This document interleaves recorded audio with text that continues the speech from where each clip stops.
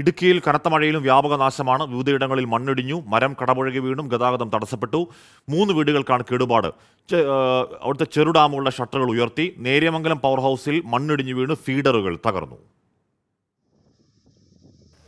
മൂന്നാറിൽ 7 ഇടങ്ങളിലാണ് മണ്ണിടിഞ്ഞത്. മാട്ടുപ്പെട്ടി റോഡിലും ഗ്യാപ്പ് റോഡിലും ഗതാഗതം ഭാഗികമാണ്. അടിമാലി കരടിപ്പാറയിൽ റോഡിലേക്ക് പതിച്ച മണ്ണും മരവും നീക്കി. കാഞ്ഞവേലി വെട്ടിപ്ലായിൽ അനീഷിന്റെ വീട് കനത്ത മഴയിൽ തകർന്നു.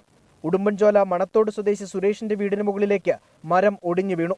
കഞ്ഞിക്കുഴി ആറാംകൂപ്പിൽ റോയിയുടെ വീടിന് മുകളിലേക്ക് പാറയും മണ്ണും ഇടിഞ്ഞു വീണ് കേടുപാടുണ്ടായി. ഇപ്പോൾ റോഡ് പണിയൊക്കെ നടക്കുന്നതിന്റെ ഭാഗമായിട്ട് എല്ലാ സ്ഥലങ്ങളും ഇടിഞ്ഞാണ്. മണ്ണ് ഈ കട്ടിയുള്ള മണ്ണല്ല. അപ്പോൾ ഇത് തന്നെയാണ് റോയ് ചേട്ടൻ രാവിലെ വിളിക്കുമ്പോഴാണ് ഞാൻ അറിയുന്നത്. വേറെ മുറിയിലിട്ട്, കാരണം കൊച്ചിവിടെ കിടക്കുന്നതാണ്. ഇന്നലെ എങ്ങാണ്ട് മാറി കിടക്കാൻ പറഞ്ഞു. അപ്പോൾ ഭാഗ്യമെന്ന് തന്നെ പറയാം. കൊട്ടാരക്കര ഡിണ്ടുഗൽ ദേശീയപാതയിൽ പീരുമേട് മത്തായിക്കൊക്ക ഭാഗത്ത് റോഡിന്റെ സംരക്ഷണ ഭിത്തി ഇടിഞ്ഞു. രാജാക്കാട്, നെടുങ്കണ്ടം എന്നിവിടങ്ങളിലും മരമൊടിഞ്ഞു വീണ് ഗതാഗതം തടസ്സപ്പെട്ടു. പലയിടത്തും വൈദ്യുതി ബന്ധം തകരാറിലാണ്. ലോവർ പെരിയാർ പവർ ഹൗസിൽ ഇന്നലെ രാത്രിയിലുണ്ടായ മണ്ണിടിച്ചിലിൽ 2 ഫീഡറുകൾ തകർന്നു.